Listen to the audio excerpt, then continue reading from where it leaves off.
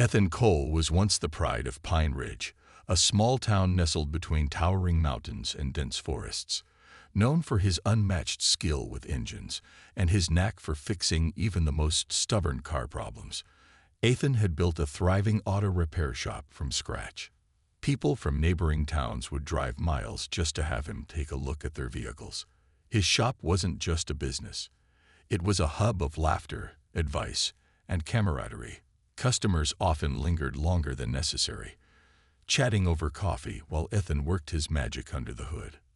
But life has a way of testing even the strongest people, and Ethan's story was no exception. A series of poor investments, coupled with unexpected medical bills after his mother fell ill, drained his savings faster than he could replenish them. The loans piled up, creditors knocked on his door, and eventually the bank took everything: his shop, his tools, and even his home. Overnight, the man who everyone relied on became someone they whispered about in pity.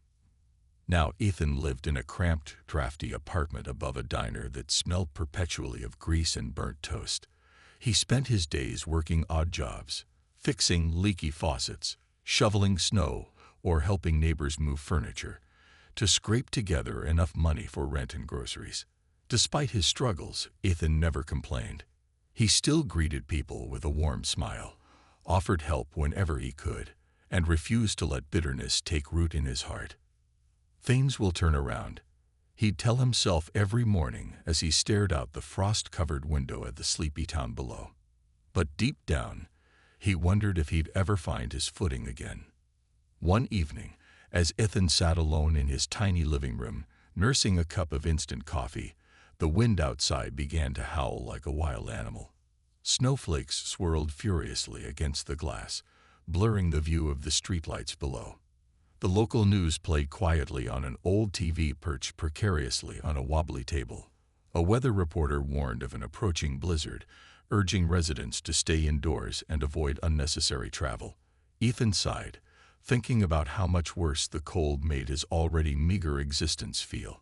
As he leaned back in his creaky chair, his phone buzzed loudly on the table beside him. It startled him. It wasn't often that anyone called these days. Picking it up, he saw an unknown number flashing on the screen. Curiosity got the better of him, and he answered. On the other end was a trembling voice, barely audible over the sound of crying and wind. "Hello? Can you hear me?" The voice asked desperately. Ethan straightened up, suddenly alert. It was a girl, young by the sound of her voice, explaining through sobs that she and her sister were stuck in their SUV somewhere along the mountain road leading out of Pine Ridge. She said their vehicle had skidded off the icy road, and now they were stranded in the middle of nowhere. Their phones were nearly dead, and they didn't know what to do. Ethan listened intently, his mind racing. The storm was intensifying by the minute, and venturing out into it would be dangerous. Yet there was something in the girl's voice, a mix of fear and hope, that tugged at his conscience. For a moment, Ethan hesitated. He thought about the risks, the treacherous roads, the biting cold, the very real possibility of getting lost himself. But then he remembered the countless times strangers had helped him when he was at his lowest. How could he turn away now? Taking a deep breath, he grabbed his heavy coat, flashlight, toolkit, and a thermos of hot tea. As he stepped out into the freezing night, the snow crunching beneath his boots, he reminded himself why he couldn't say no. Sometimes, being brave isn't about grand gestures. It's about showing up when it matters most. The moment Ethan stepped outside, the full force of the storm hit him like a wall. The wind roared through the trees, whipping snowflakes into sharp spirals that stung his face. Each step felt heavier than the last as the snow piled up around his boots, making it harder to move forward. His breath came out in visible puffs, disappearing almost instantly into the frigid air. Despite the conditions, Ethan's mind was focused on one thing: finding those girls before it was too late. Back inside the stranded SUV, Leila and Sophie Hartman clung to each other for warmth, their teeth chattering uncontrollably. The car's heater had given out hours ago, leaving them shivering beneath thin blankets they'd pulled from the trunk. Outside, The blizzard raged on, blotting out any trace of light from the moon or stars. It was as if the world had been swallowed whole by white chaos. Leela, the older of the two sisters, tried her best to stay calm for Sophie's sake. She fiddled with her phone, its battery now down to 5%, desperately hoping someone would answer her calls. When Ethan had picked up earlier, she couldn't believe her ears. At first, she thought it was a prank. Why would anyone brave such a storm to help them? But there was something steady and reassuring in his voice, a quiet confidence that told her he wasn't going to let them down. Still, fear gnawed at her insides. What if he got lost? What if the storm stopped him? Sophie, who was only 16, sat curled up in the passenger seat, hugging her knees tightly to her chest. Her wide eyes darted nervously between the window and her sister. "Do you think he'll really come?" she whispered, her voice trembling. Leela hesitated for a second before forcing a smile she didn't feel. "Of course he will," she replied firmly. "He sounded nice. And smart. We just have to hold on a little longer." Meanwhile, Ethan's journey was anything but smooth. His old truck groaned and sputtered as it clawed its way through the snow-covered roads. Visibility was practically non-existent. Even the headlights seemed useless against the swirling whiteout. Twice, he had to stop and dig out the tires using a shovel he kept in the back. Each time, his fingers burned with cold and his muscles screamed in protest. But he pushed through. He couldn't afford to give up, not when 2 lives depended on him. As he drove, Ethan replayed the conversation with Leela in his head. Something about her voice stuck with him. There was a mix of panic and determination, a raw honesty that reminded him of his younger sister, who had passed away years ago. That thought alone fueled his resolve. If there was even a slim chance he could save these girls, he owed it to himself, and to them, to try. Finally, after what felt like hours, Ethan spotted a faint glow ahead, a blinking hazard light buried under layers of snow. His heart leaped. He pulled over as close as possible and grabbed his flashlight, stepping out into the icy tempest once more. The wind tore at his coat, and the snow crunched loudly underfoot as he trudged toward the source of the light. With every step, he called out, "Leela, Sophie, are you here?" Inside the SUV, the sisters heard his voice cutting through the storm like a lifeline. For a moment, they weren't sure if they were imagining it. Then, Leela rolled down the window just enough to peek outside. Through the haze of falling snow, she saw a figure approaching, flashlight beam bobbing steadily. Relief washed over her so powerfully that tears sprang to her eyes. "We're here," she shouted, her voice cracking with emotion. "Please, hurry." When Ethan reached the car, he found the girls pale but conscious. Both were wrapped in blankets, their faces flushed from the cold. He introduced himself quickly, his voice warm despite the freezing temperature. "I'm Ethan," he said, shining the flashlight inside to get a better look at them.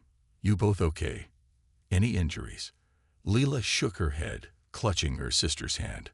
"We're fine, just really cold. Thank you for coming. We didn't know what to do." Ethan nodded, already assessing the situation. He noticed the SUV was partially buried in snow, its wheels useless against the icy ground. Getting them out wouldn't be easy, but he refused to dwell on the challenges. Instead, he smiled reassuringly at the girls. "Don't worry," he told them. "We'll figure this out together. You're not alone anymore." For the first time since their ordeal began, Leela and Sophie allowed themselves to believe they might actually make it out alive. The relief on Leela and Sophie's faces was palpable, but Ethan knew they weren't out of danger yet. The storm showed no signs of letting up, and staying in the SUV much longer could be fatal. Hypothermia was a silent predator, creeping in when you least expected it. Every second counted. Ethan worked quickly, grabbing tools from his kit to assess the situation. He popped open the hood of the SUV, cursing under his breath as he realized the engine was completely frozen. There was no way they'd get the vehicle running again. Not tonight. He turned back to the girls, who were watching him anxiously through the cracked window. "All right," he said, his voice steady despite the chaos around them. "We need to get you two warmed up first. Then we'll figure out how to move you." From his truck, he retrieved a thermos of hot tea and handed it to Leela. "Drink this slowly. It'll help raise your body temperature." She nodded gratefully, passing the thermos to Sophie after taking a cautious sip. The warmth spread through her chest, offering a small but welcome reprieve from the biting cold. While the girls sipped the tea, Ethan rummaged through his toolkit for anything that might buy them more time. He found an old blanket he kept for emergencies and draped it over their shoulders, tucking it tightly around them to trap heat. Then, using jumper cables and some clever rewiring, he managed to temporarily restore power to the SUV's heater. It sputtered to life, blowing faintly warm air into the cabin. It wasn't much, but it was enough to give them a fighting chance. As the sisters huddled together under the blanket, Ethan stepped back to think. They couldn't stay here. The SUV was too exposed, and the snow was piling up faster than he'd anticipated. But getting them to his truck wouldn't be easy either. The distance between the vehicles felt like miles in the blizzard, and the ground was slick with ice. One wrong step could send any of them tumbling into the nearby ravine. Still, staying put wasn't an option. He had to take the risk. Ethan leaned down to speak to the girls through the window. "Listen carefully," he began, his tone firm but kind. "I'm going to get you both to my truck. It's safer there, and we can head somewhere warmer. But we have to move fast. And stick close to me. Can you do that?" Leela looked at Sophie, then back at Ethan. "We'll try," she said, though her voice wavered slightly. Sophie nodded, gripping her sister's hand tightly. Ethan gave them a reassuring smile before pulling out a length of rope from his toolkit. He tied one end securely around his waist and fashioned loops at the other end for the girls to hold onto. "This will keep us connected," he explained. "No matter what happens, don't let go." Both girls nodded solemnly, understanding the gravity of the situation. With trembling hands, they slipped their arms through the loops, anchoring themselves to Ethan. The journey to the truck was agonizingly slow. Each step required immense concentration as Ethan led the way, breaking a path through the knee-deep snow. Behind him, Leela and Sophie followed closely, their boots slipping occasionally on patches of hidden ice. More than once, Ethan had to stop and steady them, his gloved hands gripping theirs firmly until they regained their footing. The wind screamed in their ears, and the snow stung their faces, but none of them dared to complain. Survival was the only thing on their minds now. At one point, Sophie stumbled, crying out as she fell forward into the snow. Panic surged through Leela, but Ethan acted swiftly, turning back to help her up. "You're okay," he assured her, brushing the snow off her coat. "Just focus on me. Keep looking at me, and we'll get through this." Sophie swallowed hard, nodding as tears mixed with the melting snow on her cheeks. Her legs trembled as she stood, but she forced herself to keep moving, clinging to the rope like a lifeline. By the time they reached the truck, all three of them were exhausted, their bodies numb from the cold. Ethan opened the passenger door and helped the girls inside, making sure they were settled before climbing into the driver's seat. As he turned the key in the ignition, the engine roared to life, a sound so sweet it brought tears to his eyes. He cranked up the heater, directing warm air toward the girls, who leaned against each other in relief. For a moment, no one spoke. The only sounds were the rhythmic hum of the heater and the relentless howl of the storm outside. Ethan glanced at the sisters in the rearview mirror, noting the exhaustion etched into their faces. Despite everything, they were alive, and that was all that mattered. As the truck began to inch forward, navigating cautiously through the treacherous terrain, Ethan allowed himself a brief moment of hope. Against all odds, they were going to make it. The warmth of the truck's heater slowly seeped into the cramped cabin, thawing the icy grip that had clung to Leela and Sophie for hours. Their shivers began to subside, replaced by a weary calm as they leaned against each other in the backseat. Ethan kept his focus on the road, or what was left of it. The blizzard had transformed the world outside into a featureless expanse of white, where snowdrifts loomed like ghosts, and every turn felt like a gamble. His knuckles were white on the steering wheel, but his expression remained steady, determined.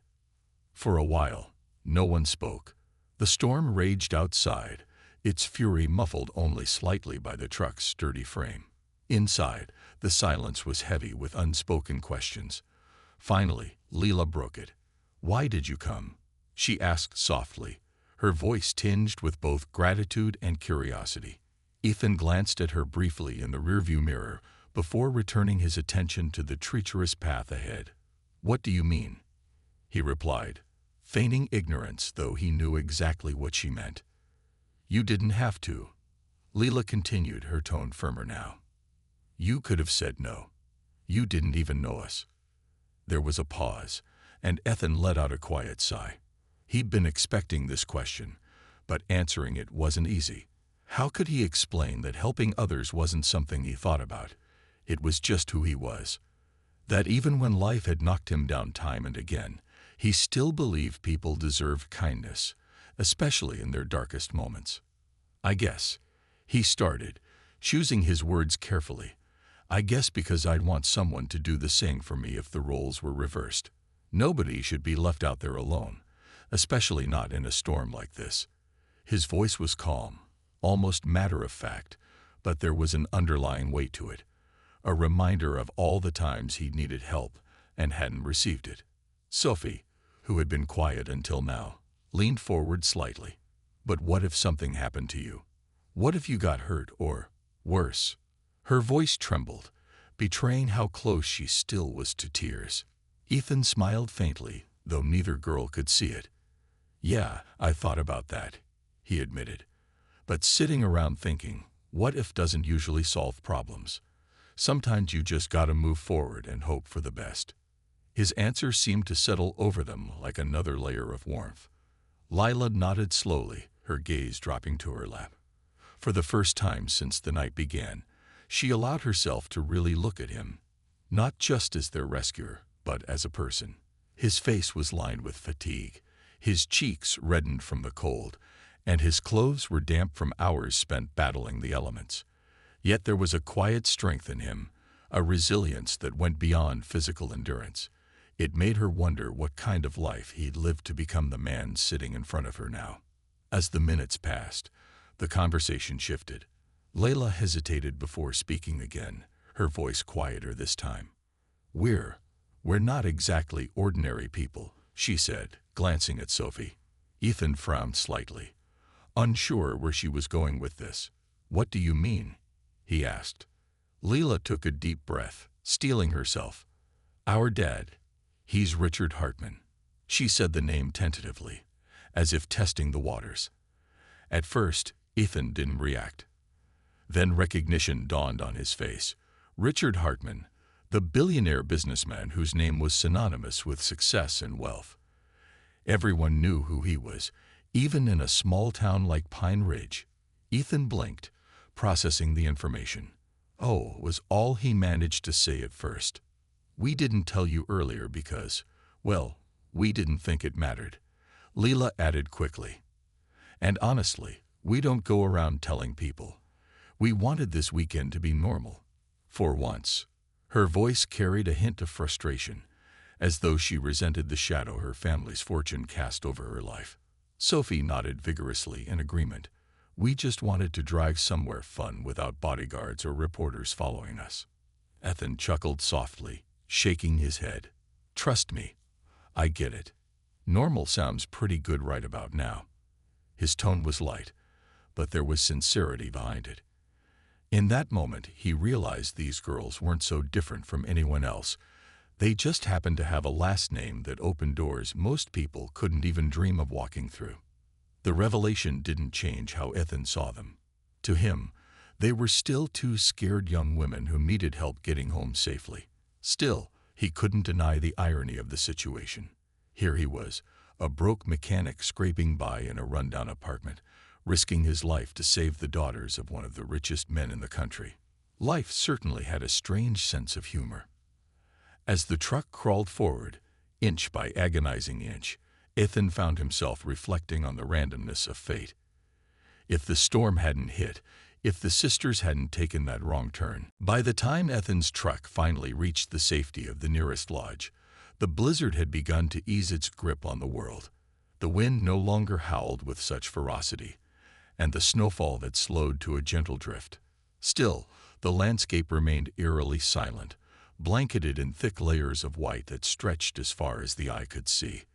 Pulling into the parking lot of the small but sturdy mountain lodge, Ethan felt a wave of relief wash over him. They had made it. Against all odds, they were safe. As he turned off the engine, the sudden quiet inside the truck was almost jarring after hours of battling the storm. Lila and Sophie sat quietly in the back seat, their faces pale but alive with gratitude. For a moment, none of them moved.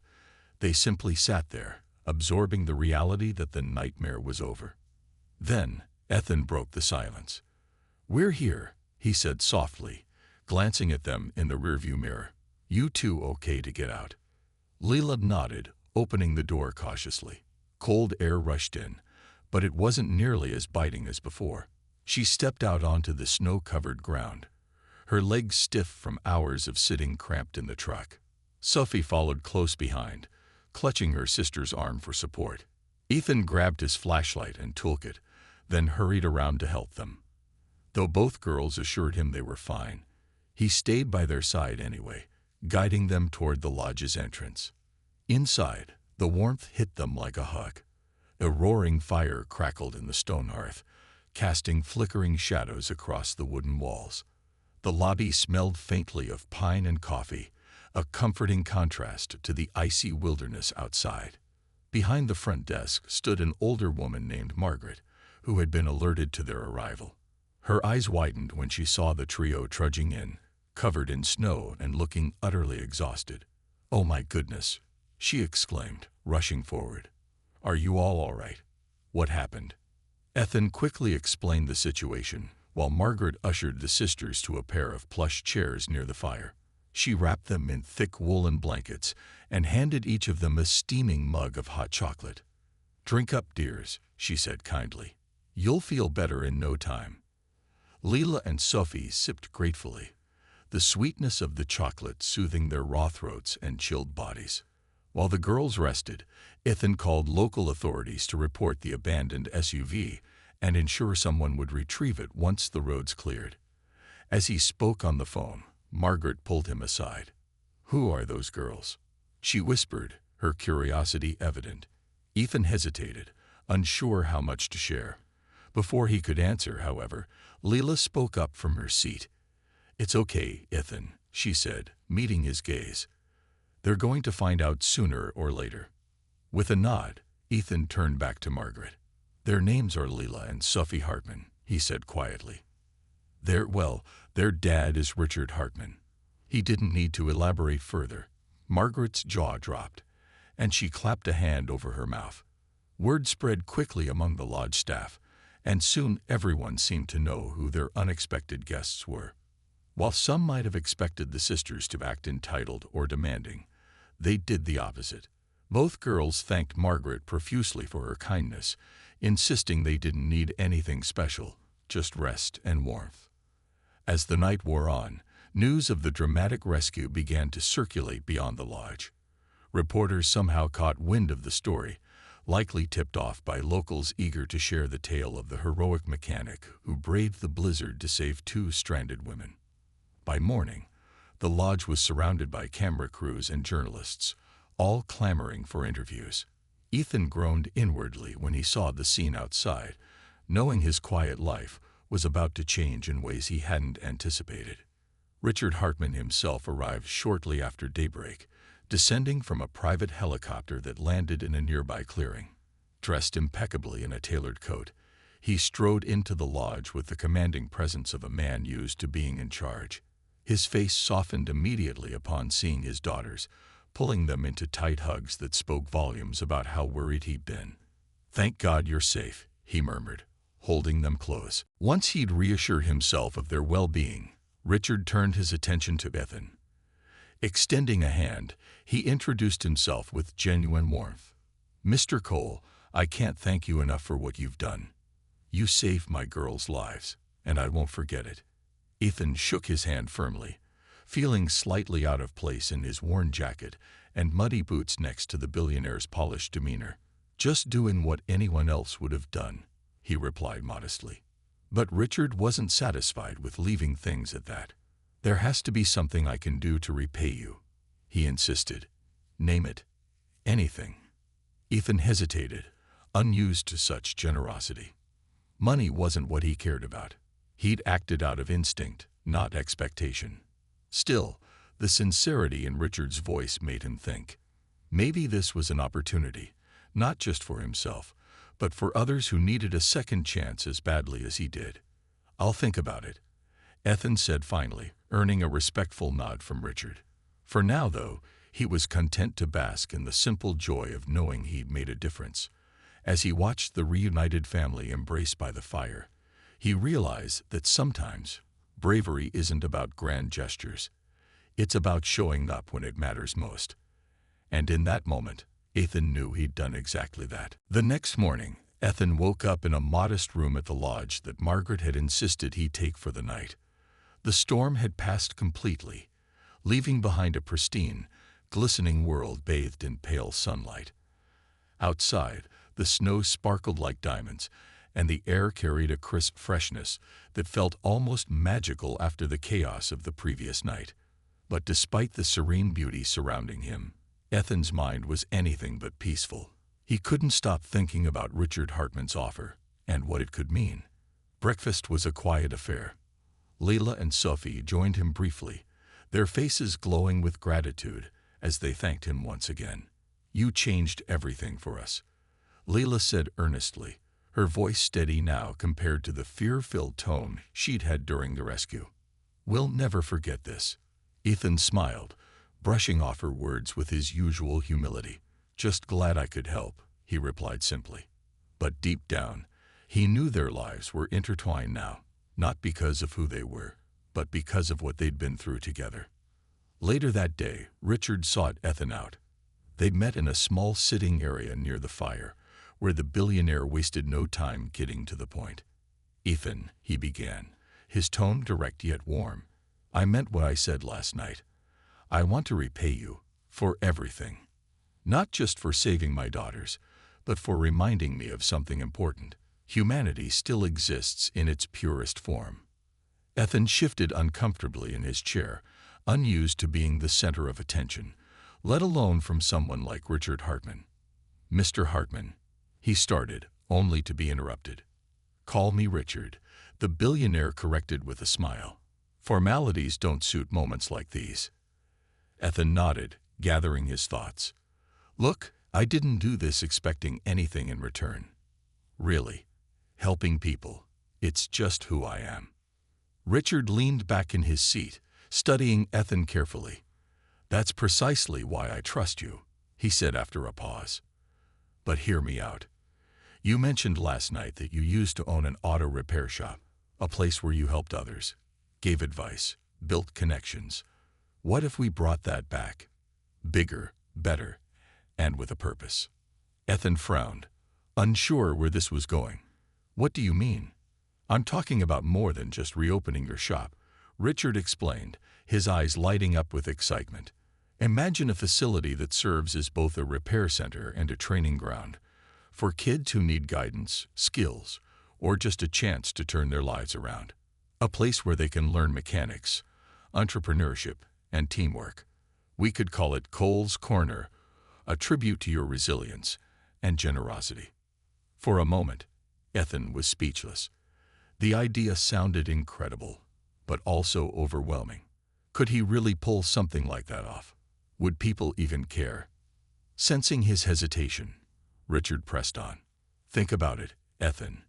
You've got the experience, the passion, and the heart for this kind of work. And I have the resources to make it happen. Together, we could create something extraordinary, something that changes lives." As the words sank in, Ethan felt a flicker of hope ignite within him. For years, he'd believed his dreams were dead, buried under the weight of bad luck and poor decisions. But here was Richard, offering him not just a lifeline, but a chance to build something meaningful, something bigger than himself. "What's the catch?" Ethan asked finally, half joking but genuinely curious. "No catch," Richard replied, his expression serious. "Just your willingness to lead. This isn't charity, it's partnership. You'll run the operation your way with my support. All I ask is that you stay true to who you are." Ethan sat quietly for a long moment, letting the enormity of the proposal sink in. Then, slowly, he nodded. "All right," he said, a small smile breaking across his face. "Let's do it." By the end of the conversation, Ethan felt lighter than he had in years. As he walked outside to clear his head, he noticed Layla and Sophie watching him from a distance.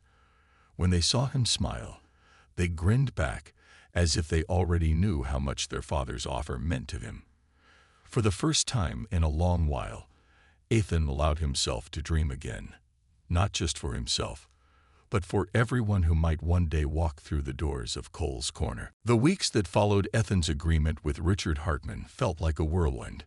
Plans for Cole's Corner moved forward at lightning speed, fueled by Richard's resources and Ethan's vision.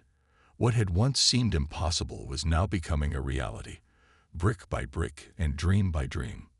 The entire town of Pine Ridge buzzed with excitement as news of the project spread.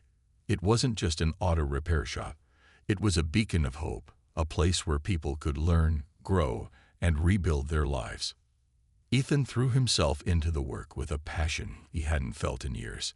Every morning, he woke up early, eager to dive into planning sessions, meet with architects, and visit construction sites. Richard had rented a large plot of land on the outskirts of town, close enough to be accessible, but far enough to give the facility room to expand.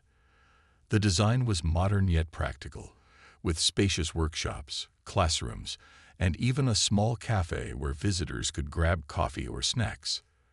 Large windows let in natural light, creating an inviting atmosphere that encouraged creativity and collaboration. What made Cole's Corner truly special, though, was its mission. It wasn't just about fixing cars. It was about fixing lives. Ethan envisioned it as a hub for underprivileged youth, single parents looking to learn a trade, and anyone else who needed a second chance.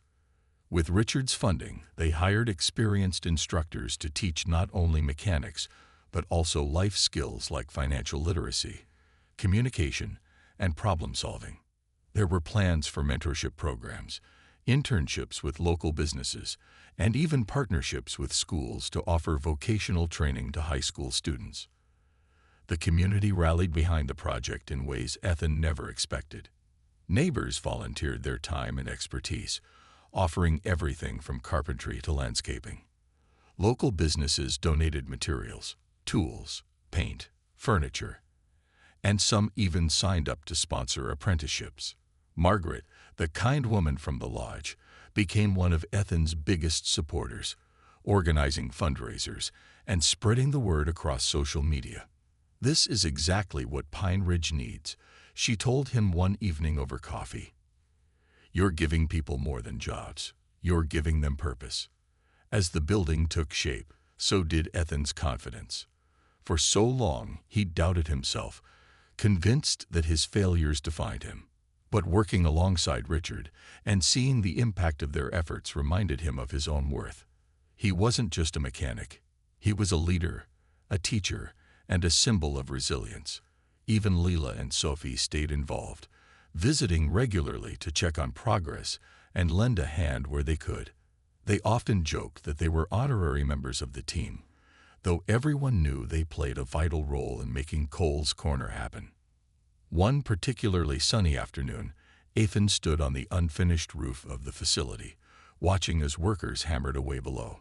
The sound of laughter echoed through the air as volunteers painted walls, planted trees, and installed equipment. It was hard to believe that just months ago, he'd been living paycheck to paycheck, wondering if he'd ever find his footing again. Now, here he was, standing at the center of something extraordinary, a testament to the power of kindness, determination, and second chances. Richard joined him shortly after, climbing the ladder with surprising agility for someone his age. "Not bad for a guy who spends most of his days in boardrooms, huh?" he quipped, brushing off sawdust from his sleeve. Ethan chuckled, shaking his head. "You're full of surprises, Richard." They stood side by side, surveying the scene below. "You've done good, Ethan," Richard said after a moment, his voice tinged with pride. "Better than I imagined, honestly. This place is going to change lives, including yours." Ethan nodded, feeling a lump rise in his throat. He didn't trust himself to speak, so instead, he simply looked out at the bustling activity around them. In that moment, he realized how much had changed, not just in his circumstances, but in his perspective. Life had knocked him down more times than he cared to count, but each time, he'd gotten back up. And now, surrounded by people who believed in him and a project that embodied everything he cared about, he finally felt whole again. When the ribbon-cutting ceremony arrived months later, the turnout was overwhelming. Hundreds of people gathered outside Cole's Corner, cheering as Ethan and Richard stood together to officially open the facility. As Ethan held the oversized scissors and cut the ribbon, he couldn't help but smile. This wasn't just the start of a new chapter for him. It was the beginning of countless stories waiting to unfold. Stories of struggle, triumph, and redemption. The ribbon-cutting ceremony at Cole's Corner was a day unlike any other in Pine Ridge. The sun shone brightly, casting golden light over the newly built facility and reflecting off the freshly painted sign that read Cole's Corner. Building skills, building lives. A sea of faces filled the grounds. Locals, volunteers, reporters, and even curious tourists who had heard about the remarkable story behind the project. Laughter and applause rippled through the crowd as Ethan stood center stage, flanked by Richard Hartman and his daughters, Leela and Sophie. Ethan looked out at the gathering, feeling both humbled and overwhelmed. He wasn't used to being the center of attention, but today he embraced it, not for himself, but for everyone who had made this moment possible. As he held the microphone, his voice wavered slightly, not from nerves, but from emotion. "This place," he began, pausing to steady himself, "isn't mine. It belongs to all of you, to every person who helped build it, believed in it, or needed something like it in their life. I wanted to create a space where people could find hope, no matter where they come from." His words resonated deeply with the audience, many of whom nodded or wiped away tears. Among them were teenagers eager to learn a trade, single parents seeking stability, and retirees volunteering their time to pass on wisdom. For each of them, Cole's Corner represented more than just opportunity. It was proof that kindness and hard work could transform lives. After the speeches, the doors opened wide, inviting everyone inside. The workshops buzzed with activity as instructors demonstrated tools and techniques, while visitors tried their hand at simple repairs. In one corner, kids laughed as they assembled toy cars using spare parts. In another, adults practiced welding under the watchful eye of patient mentors. The cafe served free coffee and pastries donated by local businesses, filling the air with the comforting aroma of baked goods. Music played softly in the background, adding to the celebratory atmosphere. Leela and Sophie wandered through the facility, marveling at how much it had grown since their initial visits during construction. They stopped near a group of students learning engine diagnostics, listening intently as an instructor explained the process step by step. "It's amazing what Dad and Ethan created," Sophie said, her eyes shining with admiration. "But it feels even bigger than them now, like it has its own heartbeat." Leela smiled, nodding in agreement. "That's because it does. This place is alive with potential. For everyone." As the day wound down, Ethan found himself standing alone in the main workshop, taking in the sight of tools neatly arranged on pegboards, engines waiting to be repaired, and chairs set up for classes starting the following week. His heart swelled with gratitude, not just for the success of the project, but for the journey that led him here. He thought about the blizzard, the stranded SUV, and the two frightened girls who had unknowingly changed his life forever. Without that night, none of this would exist. A gentle tap on his shoulder pulled him from his thoughts. Turning around, he saw Richard standing there, holding 2 cups of coffee. "Mind if I join you?" Richard asked, offering one of the cups. Ethan accepted it with a smile. "Thanks," he said, sipping the warm liquid. "You know," Richard began after a moment, "when I first met you, I admired your courage. But now I admire your vision. You've taken something tragic, a storm, a loss, and turned it into something beautiful. That takes real strength." Ethan shook his head modestly. "I didn't do it alone. None of this happens without you, the community, or those girls trusting me enough to call for help." Richard chuckled softly. "True, but don't sell yourself short. You're the glue that holds it all together. And honestly, I think this is just the beginning for you." Ethan glanced around the workshop once more, imagining the future. Young apprentices growing into skilled mechanics, families finding stability through new careers, and a town coming together to support one another. For the first time in years, he felt truly at peace. Life hadn't been easy, but maybe that was the point. Maybe the struggles weren't meant to break him. They were meant to shape him into someone capable of making a difference. As the last rays of sunlight filtered through the windows, Ethan realized something profound. Redemption wasn't about erasing the past. It was about building a better tomorrow. And standing in the heart of Cole's Corner, surrounded by laughter, learning, and limitless possibilities, he knew he'd finally found his place in the world.